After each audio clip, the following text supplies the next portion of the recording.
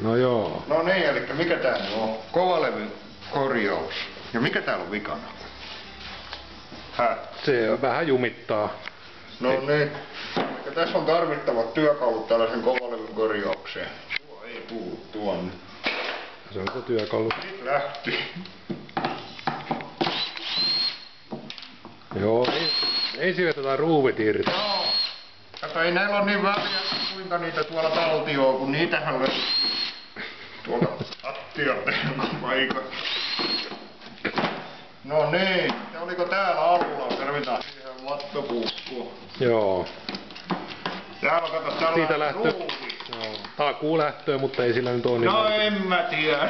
Mä uskon, että me saadaan tää kuntoon tää. Kyllä tämä, ja kun tohon panee kato jonkun, niin kyllä se takuukin siitä sitten vielä valtioon. No niin, ja tuohon tarvitaan tuo erikoisväline, sehän löytyy. Tuolla on työkaluja sitten, sitten jos ei meinaa aueta. Niin... Löytyis vain. Voi älä nyt sano, mihinkä se on sen pannut?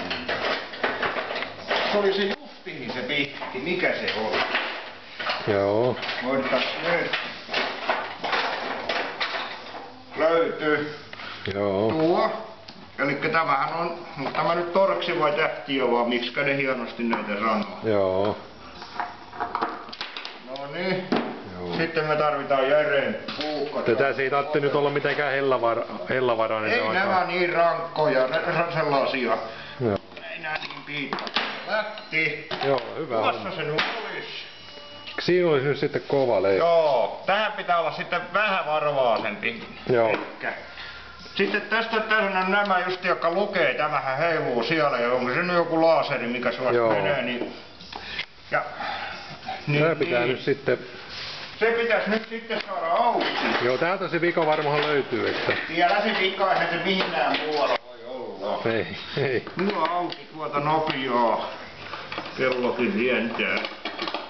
Joo. Tuolla on varmaan yksi ruuvi vielä. Oli se siellä. Hyvä.